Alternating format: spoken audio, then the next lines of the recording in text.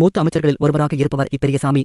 ஊரக வளர்ச்சித்துறை அமைச்சராக உள்ள பெரியசாமிக்கு சொந்தமான வீடுகளில் இன்று அமலாக்கத்துறை அதிகாரிகள் சோதனை நடத்தி வருகின்றனர்.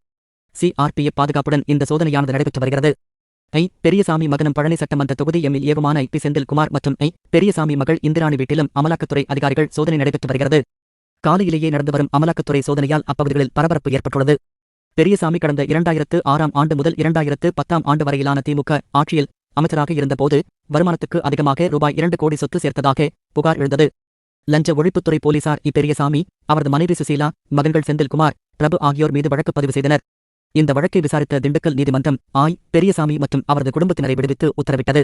இந்த உத்தரவை எதிர்த்து சென்னை உயர் நீதிமன்றத்தில் லஞ்ச ஒழிப்புத்துறை சார்பில் மேல்முறையீடு மனு தாக்கல் செய்யப்பட்டது. இந்த வழக்கை விசாரித்த சென்னை உயர் நீதிமன்றம் விடுவித்தது செல்லாது என்று கடந்த ஏப்ரல் மாதம் உத்தரவிட்டது. இந்த வழக்கில் குற்றச்சாட்டுகளை பதிவு செய்து 6 மாதங்களுக்குள் விசாரணையை முடிக்குமாறு நீதிமன்றத்திற்கு உத்தரவிட்டது. இந்த உத்தரவை எதிர்த்து உச்ச நீதிமன்றத்தில் பெரியசாமி மேல்முறையீடு செய்துள்ளார். இந்த மனு ஆகஸ்ட் 18 அன்று உச்ச நீதிமன்றத்தில் நீதிபதி திபான்கர் தக்தா தலைமையிலான அமர்வில் விசாரணைக்கு வரவுள்ளது. இத்தகைய சூழலில்தான் அமைச்சர் பெரியசாமிக்கு சொந்தமான இடங்களில் இந்த சோதனை நடைபெற்று வருகிறது. பெரியசாமியின் மகனும் பழனி சட்டமன்ற தொகுதி எம்எல்ஏவுமான செந்தில்குமார் மற்றும் வள்ளலார் நகரில் உள்ள பெரியசாமி மகள் இந்திராணி இல்லத்திலும் அமலாக்கத்துறை அதிகாரிகள் சோதனை நடத்தி வருகிறார்கள்.